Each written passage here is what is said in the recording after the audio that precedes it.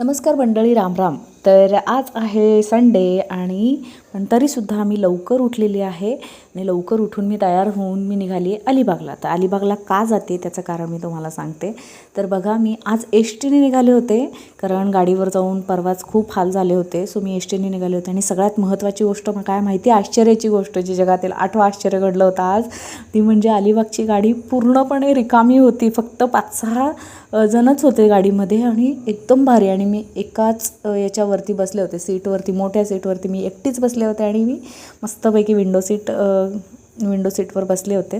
आणि बघा, शेवटी अलिबागला आम्ही येऊन पोचलो. मी आणि माझ्या मैत्रिणीसुद्धा सोबत होत्या. सो अलिबागला का आलो आहे तर परवा जी रांगोळी स्पर्धा होती त्या स्पर्धेमध्ये माझा प्रथम क्रमांक आलेला आहे. सो त्यासाठी सत्कार होता. तर त्याच सत्कारासाठी मी इथे आलेली आहे आणि मला मस्तपैकी फेटासुद्धा बांधलेला आहे. या मॅडमचासुद्धा नंबर आला होता पाककलेमध्ये. यांनीच ते शेवग्याचे लाडू बनवले होते. सो आम्ही दोघींनी मस्त असा व्हिडिओ केला. बरीच लोकं आली होती. आम्ही जरा लवकरच जाऊन बसलो होतो. तर इथे आमच्या मॅडमसोबतसुद्धा मी जरासा व्हिडिओ काढला.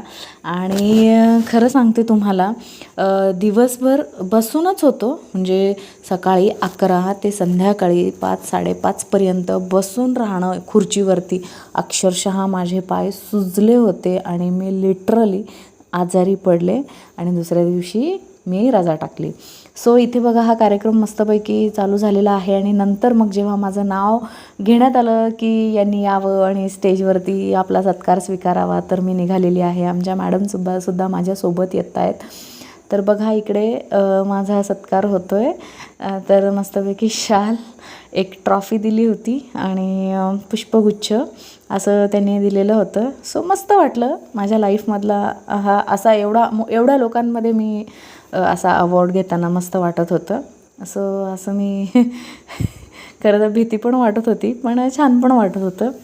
आणि त्यानंतर द्वितीय क्रमांक आमच्या शाळेतल्याच मॅडमचा आला होता रांगोळी स्पर्धेमध्ये, तर त्यांना मिळाला.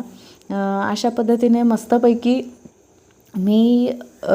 मला जो मानसन्मान त्यांनी दिला तो एन्जॉय केला. आणि पण संध्याकाळी मात्र माझी हालत बेकार झाली होती कारण दिवसभर खुर्चीत बसून मला अक्षरशः खूपच त्रास व्हायला लागलेला होता. आणि एस टीत मी अशी झोपूनच आलेली आहे मी येताना. आणि हे बघा, काही फोटोज जिथे